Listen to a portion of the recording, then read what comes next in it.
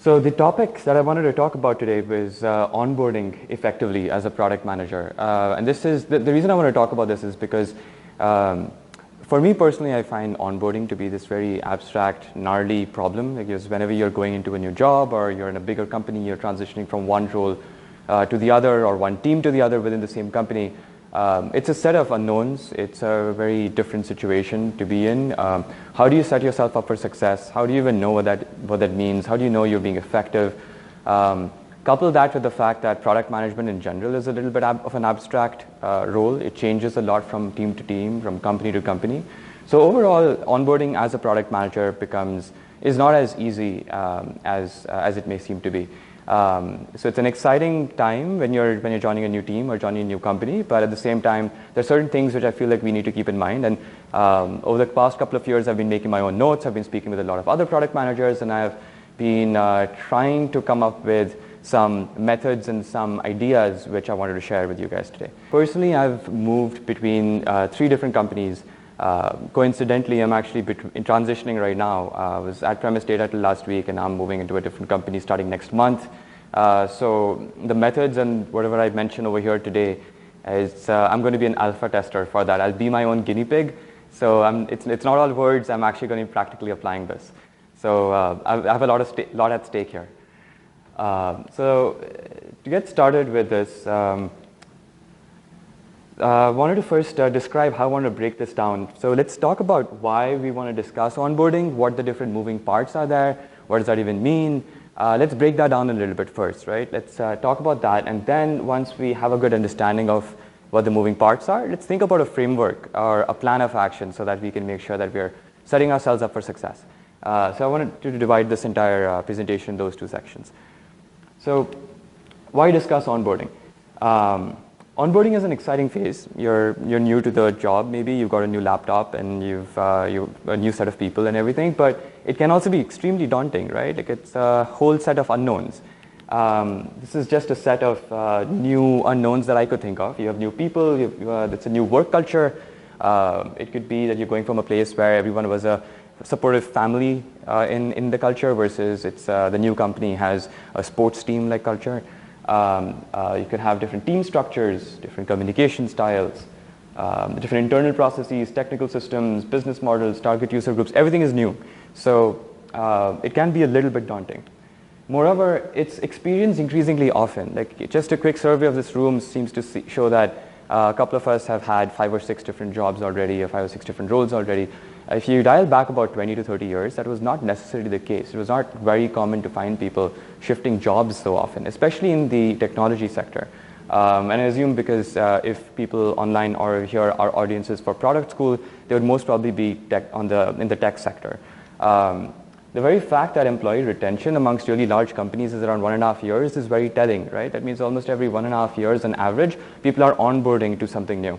And this is just for the big companies. For startups, I feel like the number might be about the same or even less than this. So it's a topic which I think we need to start thinking about rather than just having it be this nebulous concept which we'll just power through somehow. I think we need to have a plan of action, and that's what I want to kind of get at today. So if you had to break things down, there are lots of moving parts, but if you want to break things down, I feel like there are 3 big categories we can break things down into. There's people, there's the product itself, and then there's the process. So what does this mean? Let's talk about people first. When you think of the people involved, you have the core product team. Now this is assuming that you moved into a company and you're a product manager for a certain product. There's the core product team. Let's take an example of Lyft, which is a fairly big company. Let's say you're joining as a PM for Lyft Lion, the product. You probably have product managers who are also working on Lyft Lion. You're most probably not going to be the only PM for that product. But you would also have people who are working on, let's say, Lyft for Enterprise or Lyft for autonomous cars. You're probably not dealing with them almost on a daily basis, but you want to have conversations with them. You want to know what's going on in their teams. So that's the broader product team. So who else is working in product in the company? What's their agenda? What's their roadmap? It's always useful to know that. You have the core engineering team. You have people whom you'll be dealing with on an almost regular basis who are building the product. You're in the trenches with them. in particular, the Ing lead or the Ing manager, that's a person who's probably going to be your Ing counterpart. Extremely important to build that relationship. Design counterpart, somebody whom you again be working with on a constant basis. You'll have sales and marketing. If it's a B2B company, it's possible that you'll have salespeople. They'll have a lot of value to add, so you probably want to start talking to them. If you're in a B2C company, it's possible that there's a growth marketing team. And it's important to get a sense of who the users are from them, what the growth strategies are. Are we using Facebook ads? Are we using Google ads? What's the strategy there? So it's useful to talk to them as well. And you have the Ing product and design leadership. This is something which I personally think that I learned a little bit later in the game. But it's really important to get a very high-level view of things from whoever the decision makers are at a higher level. So this could be, in a smaller company, it could be the CEO. In a larger company, it could be the VP of product. It could be the VP of Ing or design. And it's always useful to get their 2 cents as well.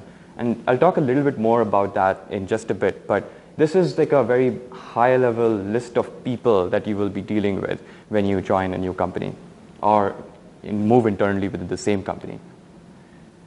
The product, you have your own product. With the Lyft example again, you have Lyft Line.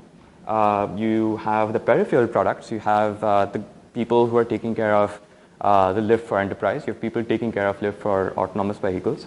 For each one of these products, it's super useful to get to know not only the roadmap, but also the history. Because it's possible that you might have this idea going in that, hey, Lyft should just go into the bicycle sharing business or something like that. But you don't want to come in and just state that as an idea without first looking into the history of how did Lyft as a company or Lyft Line as a product get to where it is. Chances are that there are people who are working there already. They've been living and breathing that product. They've probably come up with that idea 10 times already. So it's good to get to know the history of the product. And that's always telling about where things are going to go, and then figure out what the roadmap is. And if for your own product, it's super useful to get to know what the OKRs are. That's the objective key results strategy or framework that a lot of companies use in order to measure where they want to go. And also get a sense of what the metrics are that you want to measure, and what historically has been measured, and where are you with regards to where you want to be. And that's always useful to get as a baseline. You probably want to also know who the users are, who your customers are. That's going to be super important to know. I put that under product and not people, because your users and customers are very much a part of the product and not the internal people that you'll be dealing with. You have the design guidelines and strategy. You want to talk to the designers and make sure that everything's on track there, and figure out whether there are any design guidelines that you need to abide by. You don't want to go about saying that, hey, every button now should be blue in color, when there's already a design guideline which says that the buttons are going to be red, for instance. Sales growth strategies as well as technical architecture. The last one is pretty important, because I think it's oftentimes ignored, but it's super useful to just get some time with the engineering lead or with the engineers in the team, and just ask them to tell you about the technical architecture a little bit more. It really helps when you're in the trenches with the engineers or the designers to know what that's all about, so that you can make the right trade-offs. So that's super useful to do. Then we come to the process. What this means is every company, whether it's big or small, has different processes involved. This could be for cross-functional communication. Excuse me. What that means is, do they use Slack? Like a small company, a startup uses Slack a lot. Larger companies like Google, they use Google Hangouts. They just dog food their own product. So they're significantly different. The things you can do with them are significantly different. The way they use them is very different. The communication styles that people have are very different. It's possible that Team A would be using a lot of GIFs to communicate with each other, whereas Team B is more serious and they don't do that. So it's good to get a sense of what that process and what that culture is like. Do they have reviews? Do they have stand-ups? Do they have daily stand-ups? Do they have weekly stand-ups? What are the reviews like? If they don't have reviews, would it be a good idea to start reviews? If they don't have stand-ups, would it be a good idea to start stand-ups? So it's good to get a sense for what the process is like, and get acclimatized in that. Bugs and ticket filing, chances are, if it's a tech company, this is already being done. If it's a small company, You'll probably be using something like Jira. If it's a larger company, they probably have their own internal tool built out for bugs and ticket filing. Data and querying tools, this is super useful. I made a huge mistake way back when I was relying on the data scientist in the company to provide me with every kind of data, whether it's small or large. How many daily active users do we have today? I would get that answer 2 days from now, and if the person went on vacation, then I mean, I'm basically lost, right? So super useful to get yourself set up with data and querying tools. And again, it varies. In a small company, it could be just using BigQuery, or it could be using Amplitude or something like that. In a larger company, chances are they already built in their own data warehousing and querying software. So getting that set up to speed, and just being ready to go is super, super useful. File sharing preferences, do people use Dropbox? Do they use Google Drive? Just getting that set up is super useful. Again, depends. Engineers might want to share files in a different way. Designers might prefer to use InVision, might prefer to use Dropbox. So it depends again. So it's good to just get the sense of that and get your tools in place really quickly. Design testing, sharing tools, do you use InVision, do you use Dropbox, what do you use? It's, again, good to have that conversation with the designer. Release and QA process. This varies again depending on how big or small the company is. If it's a big company, it's possible that there is a pretty convoluted release process. You want to know how many people that are involved, you want to know how long it's going to take so that you can figure out your own roadmap. If it's a small company, it depends whether if you're a mobile first company, then it's possible that you have 1 week or 2 week release cycles. If you're a web product and you're a product manager for that web product, it's possible that you're releasing daily. So it's good to know what that process is. How does QA come into the picture? Have those conversations really early so that you know exactly what the process is. You don't want to be changing the process by coming in way too much. You want to be getting your feet wet and understanding what exactly the process is. And if you see something wrong with the process, it's great to bring that up. So it's good to kind of get your bearings with regards to process at this stage.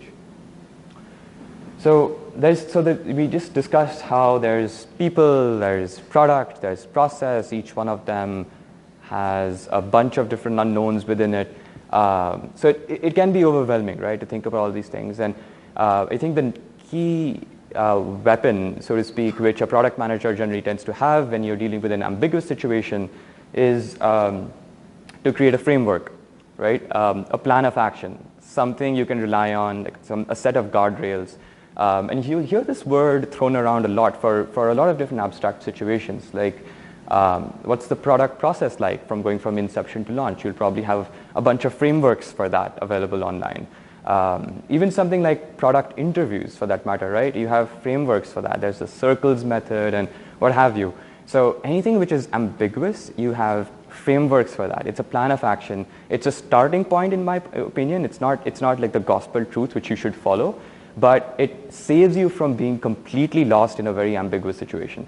The surprising thing to me was when onboarding something which I think about a lot, asked a lot of people about, made a lot of notes over the years. But I was surprised to see there aren't really any frameworks per se for onboarding. So this was my attempt at kind of creating a framework based on talking to a lot of different people. So if you see any holes in this, just let me know because I'm going to be using this next month. So just let me know if something seems off. A few caveats before we get into the details of this framework. First of all, it's a very generalized framework. And as you would imagine, there are so many different variables at play here. The number one being the company size. I've talked about this already a little bit, and you've seen how many different points they vary a lot depending upon the size of the company. The same thing goes for the framework application as well, because the amount of impact that you can make in a small company versus a larger one over time is significantly different. If you go into a small company, you join a startup which is about 20 to 50 people big, and you join as a product manager, chances are you're one of maybe 2 or 3 product managers in the company, and you take 2 or 3 months to onboard, that's way too long. If you look at startup product candidate requirements, sometimes they even mention stuff like, oh, you have to hit the ground running. And so that's a little daunting, but what they're trying to say is your onboarding time should be low, right? But for a larger company, let's say the size of Facebook, right? Facebook has something called a boot camp period for generalist product managers coming in. So obviously the timeline for a larger company for impact is much larger. So that's the number one thing I think which is a significant difference. So take the framework and the timeline in the framework with a grain of salt and definitely think of that as a starting point rather than the plan itself. So the other caveat was just thinking about this as a framework for effective onboarding as a product manager begs the question, what makes an effective product manager, right? That question in itself is probably a topic of another conversation and discussion for an hour or more in itself. But the best quote that I ever heard while talking to some other PMs was, well, will your absence have a positive, negative, or zero effect on the team? If it has a negative effect on the team, that's good. I mean, your absence matters then, right? It's not an easy hole to plug. If it has a positive effect on the team, that's really bad. If it had a zero effect on the team, that's not that great either, right? Like, that means you can do stuff, but then you're not really adding any value. So the reason I mentioned this over here is because, as a caveat, it's useful when you're onboarding to maybe if it's a large company, maybe every 15 to 20 days, but if it's a startup, then maybe every 2 or 3 days, just ask yourself this question. Don't get paranoid about it, but then ask yourself this question every now and then, like, are you adding value? Are you making things more efficient? It's also useful to ask this question even beyond just onboarding, right? Like your 1 year mark or 6 month mark. I think it's super useful to ask this question. It's something that I definitely do quite a bit, and it's something that I know that some product managers that I really respect do as well. And I think that's useful during the entire onboarding process. So with that in mind, the framework that I wanted to propose for onboarding, I think of it as having 3 different layers. There's a timeline, like how long are we going to be thinking about this? We can't just think of onboarding as an infinite amount of time, so I'm going to time box this a little bit. Within that timeline, what are the goals that you should have as a product manager? What do you set to achieve within that timeline? And what methods can you use in order to get there? Right. So let's start with the timeline. So a good timeline, in my opinion, would be thinking of it in monthly chunks, like the first month and the second month. So from day 0 to day 30, and then day 30 to day 60.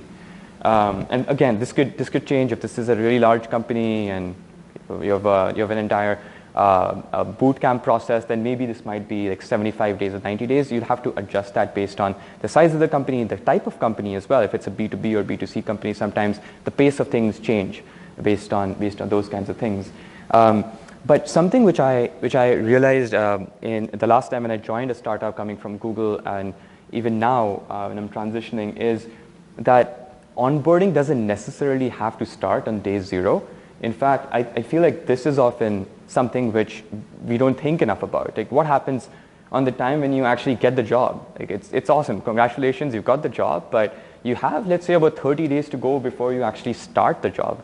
I'm not saying that's a time when you shouldn't be going out and vacationing and having a good time. You absolutely should do that. But again, that's a great time to just think about the role, think about what you're going to be doing. It's a time when you don't have any of the clutter which is going to be hitting you from day 0. So it's a good time to think about it, and that's why I wanted to introduce this in the framework. I have a month to go before I start my new role, and I've definitely started using some of these concepts and methods myself, so that I can kind of put myself in a position where I'm not as it's not as ambiguous a situation as it otherwise could have been. So we'll talk a little bit more about what the goals would be for each one of these chunks, from day -30 to day 0, from day 0 to day 30, and then month 2. All right. Let's start with day -30 to day 0. Right. You've been offered the job and you're waiting to start. It's a very exciting period. Again, please, by all means, have fun, go for a vacation. I'm a bit of a worrier, I'm told, so I think a lot more, and so that's why I feel like I wanted to think more about how I can do to optimize this time. But the goal, in my opinion, during this time period is you can build an unbiased opinion about the product and its market fit. The key word in my mind over here is unbiased, because it's a nice time to dream. It's a nice time to think about things without the without knowing the exact trade-offs that you're going to be hitting. If you're going to be joining Lyft, going with that example again, you can think about Lyft for bike sharing. You can think of it as much as you want, because on day zero, someone's going to come and tell you that 10 people have already thought about it. You don't have engineering resources. There's no way that the executives would agree for that, and then it's going to be shot down. So it's a good time to think about those things. It's a good time to think about what exactly the product is that you're going to be working on. What's the industry like that you're getting into? What's the broader scope of things? Where do you think things are going? What does press say about the product you're going to be working on? All sorts of things, right? Like, have an opinion at this point of time before you start. Like, having an opinion about the product, already kind of living and breathing the product and the industry, having a really good idea of things helps a lot, because on day zero, the conversation that you're going to have with people, it's going to be with people who, for better or worse, are extremely biased by all the thought and all the talk that they've had for the last year and a half. So it's good to kind of come in there kind of being on the same page. If they have acronyms that they're going to throw at you, you'll know what those acronyms mean. So it's a useful exercise. So what are the methods that you can use during this period? Very high level stuff, as you would imagine, because at this point of time, you have no access. If you go back to the people, product, and process that we were talking about before, you have no access to the people. You probably have access to the product, if it's a consumer product especially. You have no access to the process. So what you can do at this point of time is super high level, but I think it's super crucial. Number one, read up about industry trends. I'm going to stick with the example of Lyft again. Not because I really love the company or something, but I think it's a great example to go with. So imagine you're joining Lyft again, right? You're joining Lyft line. It'd be really nice to know more about what the ride-sharing industry is like. What's new on the horizon? What's happened before? What's the history like? Is Lyft in the press for some reasons? Like, what's on their roadmap right now? How are things going? What's the total addressable market here? Are there parts of the market that you feel like Lyft can go after that they're not going after? Do you have opinions about Lyft going outside of the US because they're not right now? And if so, then where should they go? Having firm opinions about those kinds of things and having numbers by reading industry reports for especially larger companies is super useful. If you know the total addressable market, because it's probably out there somewhere in a report, that'll be very, very useful to know. Understand and use similar products. This is again super useful. Joining Lyft, use Uber, use a couple of other ride-sharing apps. Just get a feel for what that experience is like. Get a feel for how the product that you're going to be becoming a product manager for is maybe subpar in some ways. Have a feel for where you excel and make sure that that doesn't change. Because if you as a user feel that something is not working or is not up to par, then that's a very powerful thing. When you join the company, you can maybe ask around if that's a sentiment which is echoed by other users, and you can do something about it. So it's an unbiased opinion that you can create during the first 30 days. Think deeply about product fit and differentiators. What is Lyft exactly doing right now? Like, who are the users for Lyft? Are they the same users that are using Uber? Are they different than them? Are they the millennials, or are they the older generation people? It's useful to kind of get that sense at that point of time and think more about product fit. You could be completely off the mark, but I feel like deeply thinking about the problem space is a big part of a product manager's role. And if you can start doing that before you even start on the job, it'll just set you up for having a good onboarding. Gather an understanding of the users and customers. This is a little bit harder to do, especially before you start the job, right? But a good way to do this, especially if it's a consumer app, is to just go to the Play Store, look at what people are saying, look at what the reviews are. If it's a B2B company and has got some press, then you can look up some news articles about it. Chances are there are probably going to be lots of critiques talking about stuff and talking about how, hey, yeah, product A does great, but then there's also this product B that's new in the market that's doing really, really well. And then you know that, hey, this is something I need to be cognizant about. So understand what the users and customers are saying as much as you can before you even join the company. Again, you'll have an opinion. It could be that your opinion is completely wrong, but it's better to come to the first day having some opinions about the product, about the users, about all of that, rather than not having an inkling about what you're getting into at all. Super. All right. So now you've come to day zero. You started your job, you get a new laptop, you meet all these people, everyone's being really nice and friendly to you, everyone's expecting you to not know anything, but you've already done your research, so you probably have some opinions about things, you have some questions, you're ready to get started, right? This is the first month. I'm going to assume at this point that this is a company which is not super large like Facebook or Google, but somewhere in between. It's not a startup like a 20% or 30% company. It's somewhere in between. So the first month becomes pretty important because that's the time when the goal should be to get a systemic understanding of the company or organization and the product roadmap. So what that means is think high-level people and process, right, and product. Try and get as much of an understanding of all three as possible. It's super useful. The superpower that you have at this point of time is ignorance, is the fact that you can ask questions and people are not going to raise their eyebrow. They're not going to wonder why you asked such a stupid question. So ask as many stupid questions as you possibly can at this point of time. Get entrenched in the product, process, and people during these first 30 days. It's super, super useful. Again, some methods for this. These are fairly obvious methods, but I think it serves well as a checklist of sorts, just to keep in mind, rather than just having them in the back of your head and just just trying to power through. I've seen that it's super useful to just go back to this every couple of days and just check if you're doing all the right things. Again, it's a framework, it's not a rule, but it's useful to just keep you on track. It's useful to have to keep this as a plan of action. So some of these are not surprising, right? And chances are, since some of you have worked across like 5 or 6 different companies before, you're doing this and you're mastering these things. But it's good to keep this in mind. Number one, one-on-ones with the core team and cross-functional product design leads.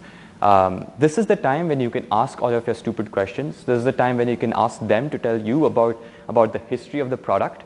You can ask them about their ideology, about their vision, about exactly what they're working on. And as a product manager, ask them the question, how can I be useful to you? What can I do for you to make things, the process or anything easier? How can I increase your efficiency? Because remember, if you're removed from the product and the company and it makes zero difference to them, that's a bad thing. So you want to ask people upfront, how can you do a better job of increasing their efficiency? However, what tends to happen with having a bunch of one-on-ones, especially if it's a largish company like 500 and more, chances are the first week, 2 weeks, you're just having constant one-on-ones with people. You're talking to a bunch of people and you're just getting a lot of noise in your head. You'll get a sense of the product a little bit, but you're hearing a lot of acronyms. Everyone's on their own agenda, right? Because most people in these conversations are going to be individual contributors, and so they're working really hard towards a small part of the larger mission. So you'll hear a lot of information at this stage. So it's very important to do the second thing, which is one-on-ones with higher level decision makers. Again, if it's a startup, talk to the CEO. Or talk to the VP of product engineering or design. You absolutely should. If it's a larger company, try and get the time of other higher level decision makers depending upon the org that you're joining. If it's, again, lift line, try and get a conversation with the VP of product at Lyft if you possibly can. What that does is it grounds you in the reality of what the vision is for that company. And from there, you can kind of abstract to what these conversations actually mean. And you can then start connecting the dots a little bit better versus getting completely lost in the one-on-one conversations with your eng lead and engineers and designers and what have you. So I feel like this is extremely important and something which you can set up. Maybe not on a daily basis. You don't want to be talking to the CEO every day. I don't think he would have different things to tell you every day and probably wouldn't have the time as well. So probably like every month or something is super useful. Internalizing the product history and roadmap, that's another thing which is useful to do in the first 30 days. Again, joining Lyft, understand why they didn't create a Lyft for bike sharing. Or maybe they are thinking about it. Maybe there's a rogue team of 10 people thinking about that and that this is on their roadmap. Talk to them about it. Tell them that you have strong opinions about this. You've thought about this for about 30 days. Understand what their ideologies are. You're the product manager for Lyft line. Figure out if it's possible to speak with that team and forge some kind of relationship there. So having those conversations about the history as well as the future is extremely important. Understanding what the metrics are is super important in the first 30 days. deeply understand and use the broader product. The key word I want to point to over here is the word broader, because again, as a new product manager, a mistake that I had made and I learned from other product managers whom I spoke with about this, that they made as well, was to focus squarely on the thing that you're responsible for. It just consumes you completely. You're the PM for lift line, you're just thinking about lift line. You're taking lift lines day and night. You know exactly what's wrong and what's good about it. You know exactly what users are saying about it. But you have no idea how the rest of the product is working. What's the dispatch system like behind the scenes? Are there machine learning algorithms that are going to make it faster? What's going on? What's the next big thing that's happening there? How can that impact your product? It's super useful to know what the broader product is like and have a complete pulse on that, because as a PM, you basically have to be, you're shepherding the team, but you're also kind of the radar for the team with respect to the larger company. So if there's something happening in a different part of the company or the larger product that's going to have ripple effects and affect you at some point of time, you should know that ahead of the game. You should know that before it actually affects you. Again, as an example, I think Lyft created this new product which is kind of like a carpool-like system. I don't know if you guys have used it before, but it's pretty interesting. It's only in San Francisco, I think, at this point of time. But you can imagine how a carpool system like that might cannibalize the Lyft line product. Now, if I'm a Lyft line product manager and I'm only thinking about Lyft line, I have no idea that this other product is getting created. I'm seeing my daily active users go down and I have no idea why. Whereas if I had an idea about the fact that this is a product that's being built, and it's not very difficult to think about the fact that this might cannibalize your product, you can go and speak to that product manager and ask them about their roadmap and how you can make sure that that cannibalization is not happening. And if it does happen, is that a good or bad thing for the company overall? So that's an example of why it's very useful to kind of think about the broader product overall and keep a pulse on that, use the broader product. I can't harp on that enough. Also set up and use communication and data gathering systems. We talked about this before. If you're using Slack, use Slack. Figure out what the different internal groups are. The data gathering systems, maybe work with the eng lead or the product managers on this. Like figure out how you can do different kinds of data queries and basically get that going, because that's going to be a super useful tool for making you self-sufficient as a product manager. That's super important, and it's very key for your success, because when you think about metrics and you can run queries by yourself rather than depending on somebody else, it's extremely useful. Set up an instance of the dev environment. I kept this towards the end just because it's something which I don't think a lot of people are comfortable with, and sometimes I feel like it's something which people don't think they need to do, which is possible, but at the same time, I think it's a really nice to have. For example, at my previous company, I was leading the mobile team there, and it was very useful to set up a developer instance on my own computer.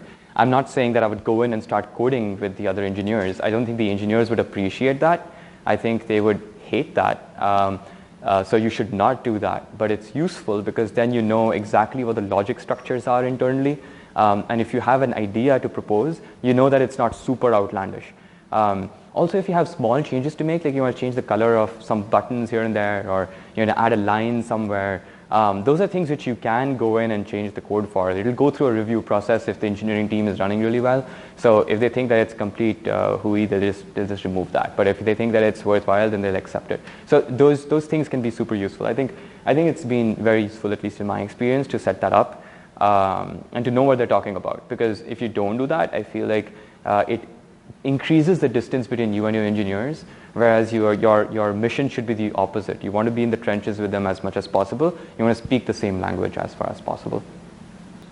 First of all, when you're having one-on-ones with your core team, is it good to ask about previous product managers, if there are previous product managers, like what was good versus what was bad?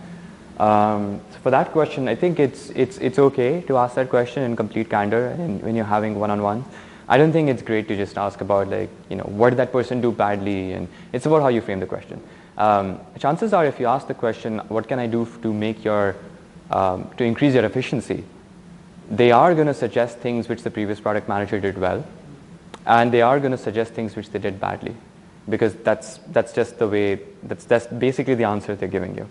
And versus if you ask them what do they do well versus what not, that's kind of going into the function of the PM, and I don't know if the one-on-ones would be able to, if that question is going to give you the best answer, to be honest. What might be a good idea is to speak with that PM directly, if possible, and ask that person that, hey, if you had to do something differently, how would you do that? The second question was about setting up the dev environment, getting in there and changing a few things in the code, and doing it in such a way that the engineers don't just go up all in arms and go against you. You're right, like you can do that in moderation. I feel like, and it again depends upon your relationship with the engineering team. If they have absolutely no idea that you're doing this and you go ahead and change things just because you had an idea, that's horrible. The number one thing which you want to do as a PM is not have anyone surprised by anything, whether it's changing the color of a button or it's a new idea or that you have a vision for and you want to socialize with the rest of the team, right? No surprises. That's pretty much like all you have to be thinking about. So if you want to change something, then chances are they would know that you have access to the dev environment. You probably want to communicate that over Slack or Google Hangouts and mention that, hey, I'm doing this, by the way. I hope I'm not stepping on anyone's toes, and then go ahead and do it. And if you've really gained their trust and they know what you're doing, then you'll probably know what your boundaries are.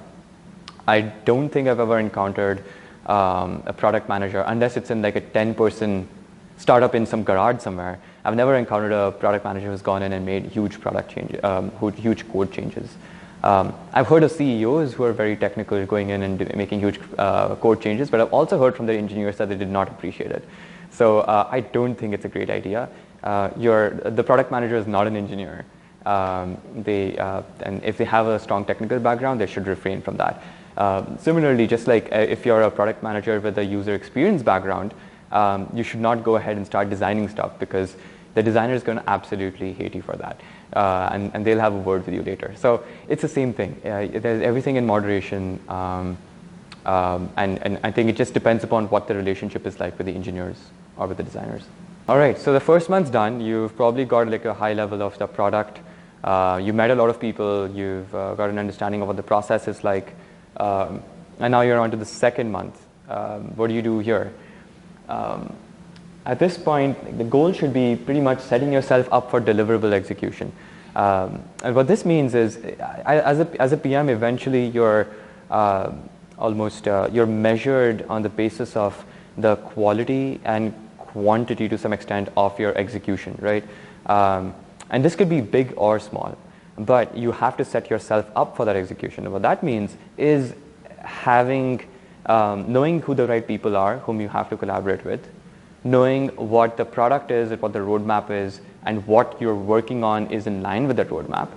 Also knowing what the process is for that. If it's going to take a month for the release cycle, you know that you need to start planning for that beforehand, for instance.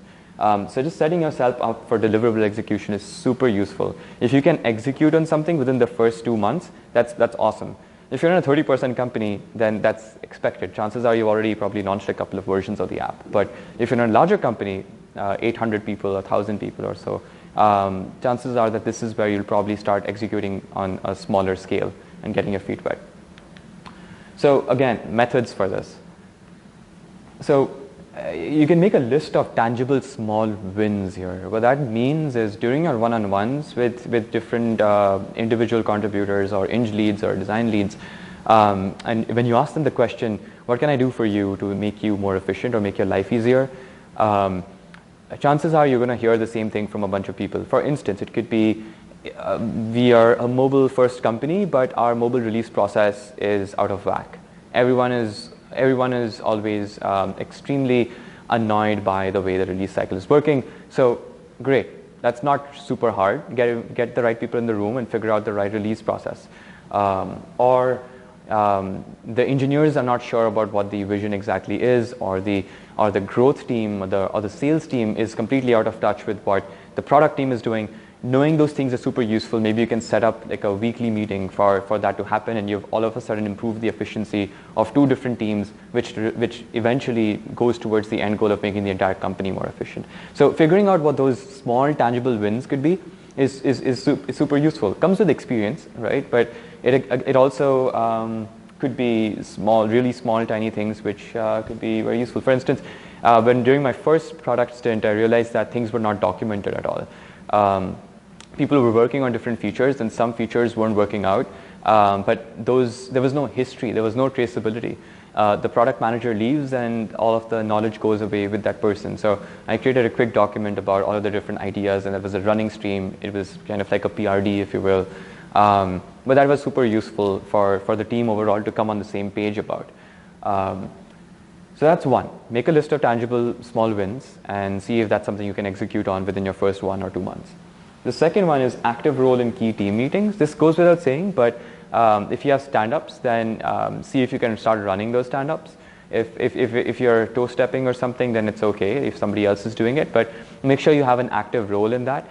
If it's your product, you want to make sure that you are kind of spearheading that product. You have things in control. You know what's going on. If there's someone who said something which is outside the scope of what needs to be done, then you're bringing that to attention. If you have if the company doesn't have reviews, or the team doesn't have any product reviews or design reviews, set those up. Create an agenda for that. Make things more organized. It's the more efficiency that you can bring in these small ways, the better it is. So you have to make sure that you're kind of leading these key team meetings. Another method which I want to talk about was the tools for constant user feedback. It's super useful to get user feedback, but you probably want to have your tools in place. So what does that mean, right? Like you want to know who the UX researcher is, if there is one.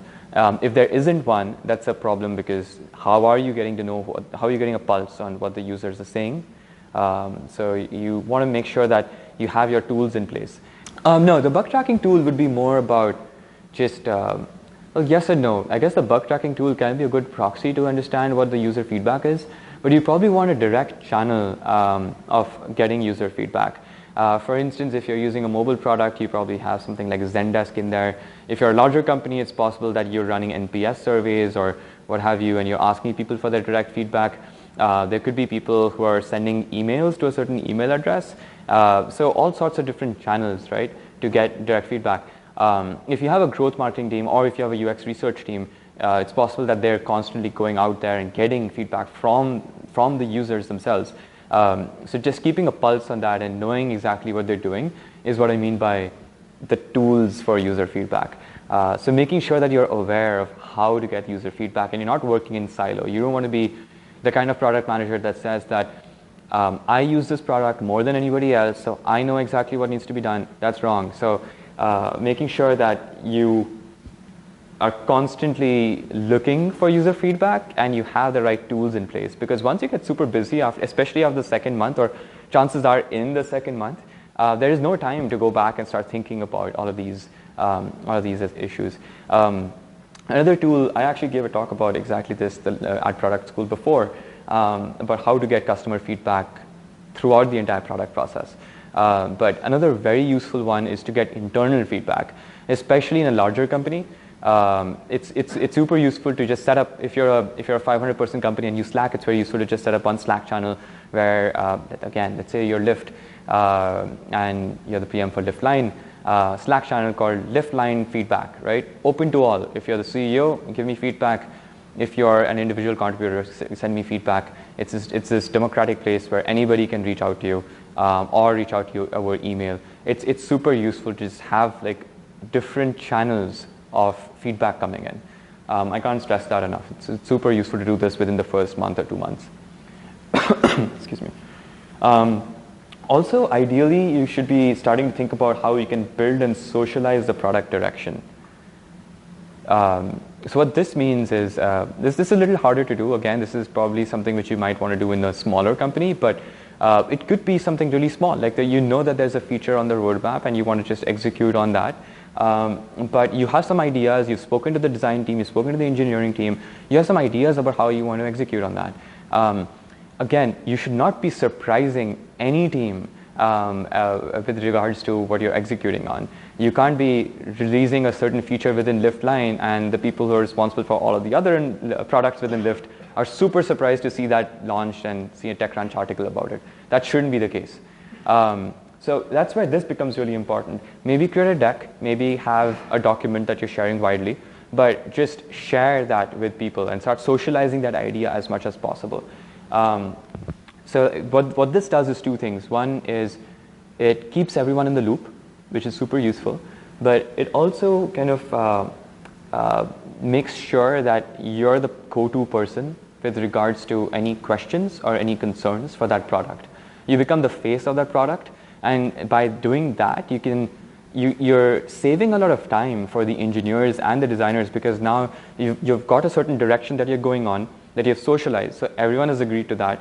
But at the same time, if people have questions, you're the one fielding them, because it's possible, like the 90-10 rule applies to questions that are being that product managers face, where 90% of the questions are going to be very high level, very ambiguous, and probably not in line with your roadmap. But the 10% of questions that come in, and 10% of concerns that come in, are things that you need to really think about. So you don't want the rest of your team to be dealing with that, but you can be a nice filter between the rest of the company or the org and your core team. So it's super useful to do this, and the sooner you can do this, the better it is, because if you wait for too long, chances are that people just won't know who takes care of the lift line product. I have no idea, but I know this engineer that works there, so let me just reach out to him instead, or her instead. So you want to avoid that as much as possible. So that's a list of different goals and methods for the second month. Number one, focus on the people, product, and the process. I think that's very important. Think about the different moving parts within that. If you want to follow that framework and that plan as a checklist the next time you're onboarding for some of you, for your 7th job or whatever it is, I think it'll be super useful. Don't forget to ask this question, like, what can I do to make your life easier? I think it's super useful to also do the opposite and reflect upon, the world where you're removed from the picture. Think about whether the engineers would be more efficient without you, the designers would be more efficient without you, whether things would be working better without you. Ask that question every now and then. And the third one is, have fun onboarding. It's a very exciting time. I think it's a time when it doesn't come very often. Like, if you think about your careers, you probably had 10 years, and if the average is 1.5 years, you probably onboarded like maybe 6 or 7 times. It doesn't happen that often. So have fun doing it, have fun meeting those people. But at the same time, be very cognizant about how you're onboarding. Have a plan of action, especially given how often it happens these days. And just make sure that you're measuring yourself all the time, all through that process. And I feel like that sets you up for success. Another thing which I didn't mention here was I was reading a lot about this online now as well as before, and I noticed a lot of people mentioning that, hey, if you don't onboard properly in the first 30 to 60 days, then you're doomed, and it's horrible, and you're setting yourself for failure. I don't think that's necessarily true, right? Like, again, that depends upon the team culture, but I've seen a lot of people who've not necessarily onboarded really well, who have had a tough time in figuring out the people. It depends upon your personality as well. But then in the 3rd month or the 4th month or the 5th month, they just got it, and then they accelerated from there. So if you don't onboard really well, or you're feeling super confused at the end of 60 days, that's not the end of the world at all. You can still work on it. So if anybody reads any literature, the reason I mentioned this is because I was going to point to some of the articles that I found to be super on point. Again, this is going to be shared out. So I think it'll be on SlideShare as well, so you can click on these links and actually see them. So if you can't read them right now, if you're online, then you should read them later. Especially the first one is a classic. It's by Ken Norton, What to Do in Your First 30 Days. There's one by Yammer. Intercom has a great product blog. If you've not read it already, it's super good. I think they produce some really high quality articles. There's literally a book written on this called The First 90 Days by Michael Watkins. I think he's an associate professor at HBS, which is less for product managers and more for just leadership in general. But I think a lot of those learnings can help. And he also has some frameworks within the book which you can potentially use. I think it's very, very useful to get a hold of that if you can. And there's this other blog that I read which I thought was super useful. Also, just if you have any more questions, or if you see any holes in the plan that I just suggested, for my sake, let me know. because I'll be using that next month. But feel free to reach me out. That's my email address down there. It's my first name dot my last name at Gmail. So if you have any questions or any feedback, feel free to reach out, and we're happy to answer them. So any questions? Yes. So I actually chatted with Lyft PM. Yeah. All right. About the onboarding process. Okay. She said when she was first onboarding, there's only 2 weeks for her to get it up and running because they are in financial review season. She has to plan a roadmap for the next quarter. So what's your opinion with that? If you don't have 30 days, Yeah. 90 days, 2 weeks, you have to produce something. What's the question? Yeah, I know. The question was that you spoke with an actual Lyft PM, the example that I've been giving all through the talk, and this person said that she onboarded, well, during her onboarding process, part of the requirement of the job was to come up with a 6-month roadmap. Is that right? A 6-month roadmap within the first 2 weeks. Well, that's really hard to do. I don't know what size Lyft was at the point of time. Maybe it was a newish product coming out, right? I think that sometimes that does happen. It's a little bit difficult to do that, I feel like, because the first 2 weeks you're probably still getting context. But at the same time, I don't think in that scenario, the roadmap that you come up with, because I'm assuming that it's higher level executives or leadership or decision makers who have asked this person to do that. I don't think the output of that would be considered to be the gospel truth, but rather a starting point, because it's possible that, let's say, this is, I don't know what the product was, but I have the feeling that the product was probably like a new org or something new, like the autonomous vehicles or something like that, where it's not been done before. So let's think about what we can do.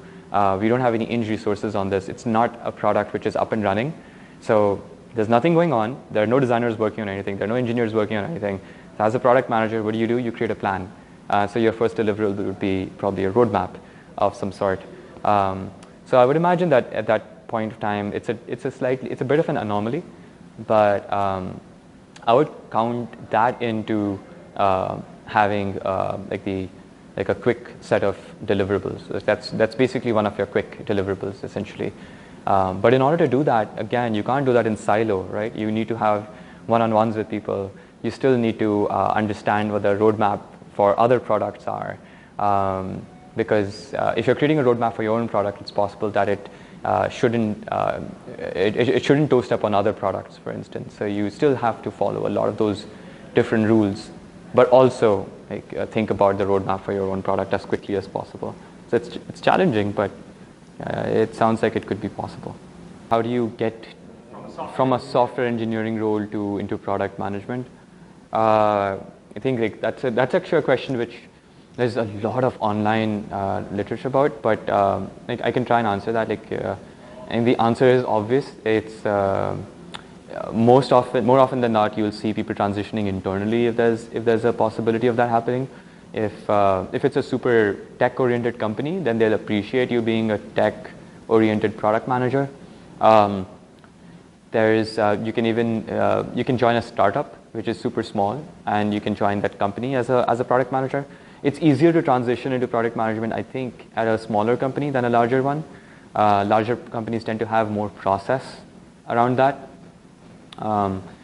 So I think that's one. The other one is obviously getting a business degree and that kind of stuff in order to pivot in your career. But it's a very expensive option to consider, but it is an option to consider.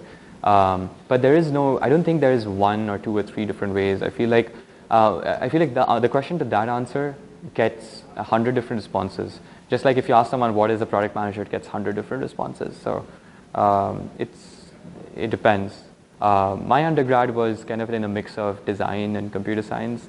And my master's was in the School of Computer Science. I went to Carnegie Mellon. That's when I went for grad school. I was actually interested in more on the user experience HCI side of things, and that's when I applied for my first job. But after the interview, this was about 6 or 7 years ago, maybe more. And at that point of time, product management hadn't become as big as it is now. It wasn't as popular as it is now. I had not heard of it. So the recruiter called me back and said that, hey, instead of design, we want you to join as an associate product manager. I say, I have no idea. I want my design role. And but then I talked to the hiring manager about that, and that's how I kind of got into product. I then joined Google. I was adamant to work in UX, and I joined Google with the Android team. It was still new, and so I joined the team as a UX person in their design team, and it was when the material design concept was coming up, and people were moving Android from being like this super technical, geeky operating system to being an operating system for everyone. And KitKat was launching, and Lollipop was launching. It was a very exciting period, and we were just 50 or 60 designers, so very, very interesting to join that team of people. So I worked at Google in that team in design for about a year and a half or so, and then transitioned internally into product management. Google has many different ways again that you can do that. If you don't have much experience, you can join the APM role. If you are from an engineering background or something, you can kind of do this rotation program within the company, or you can just interview, which is what I did. And then for the last year and a half or year, 7 months, I've been at a startup called Premise Data, like Brandon mentioned, and I've been leading the mobile team over there. And yeah, I actually just left last week. So that's my background. Based on your experience, how easy or difficult is somebody from outside Google getting into the APM role in Google? I'm not sure about the APM role, to be honest, because I didn't do that. So I'm not quite sure about that. I'd imagine there are a few Quora answers about that, though. But what about the PM role? You see people not coming from traditional product management? I did see that happen quite often. Not quite often. I think the bar of entry was pretty high.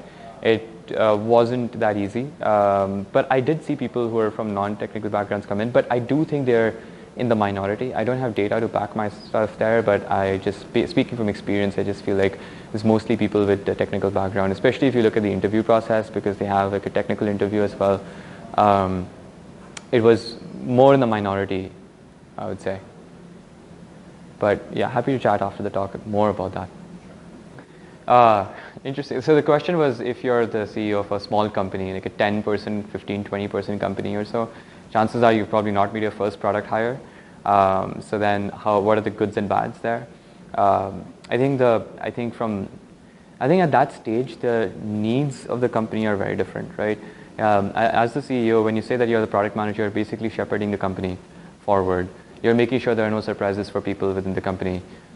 You're setting the vision, and you're making sure that everyone knows about it. I think the principles of product management kind of stay the same. The way you execute on that changes, because the big difference between a CEO being a product manager and a non-CEO being a product manager is that a big challenge in the role of product management is to manage without influence, right? And that's something which is a little hard to do. But if you're the CEO, then you're paying for that paycheck, so that changes, right? You have a ton of influence, so that changes things quite a bit. So sure, you're the CEO and you call yourself the product manager because you're doing all those things, but that fact changes things quite a bit. So like between the user experience and between the information architecture, which one is more important? I mean, I think both of them are equally important, especially if you ask a UX designer about it, then they would probably say that they both almost go hand in hand, right? Like you can't have really poor information architecture and users have no idea where to go, and you have 10 buttons to do one small thing but the user experience is great, or the visual design is great. So I think it goes hand in hand with each other. I mean, Craigslist is a unique example, right? They have so much data and so many different people relying on them that unless there's somebody else who comes in, I don't know how much user experience would play as a big differentiator there. Sure, their information architecture isn't necessarily the best in the world, or neither is their user experience, but and also it's not a new idea, so to speak, to come up with a better designed, better managed Craigslist. It's being done. Like dime a dozen startups that have tried to do that, but the sheer amount of data that Craigslist has, the number of users that they have, is ridiculous. So that's their power. I would imagine you could say the same thing for Reddit as well, right? Like if you look at Reddit, it's not the best designed app in the world or the product in the world, but the number of people that they have is huge, and you don't want to change something which is working really well. You want to maybe incrementally change it.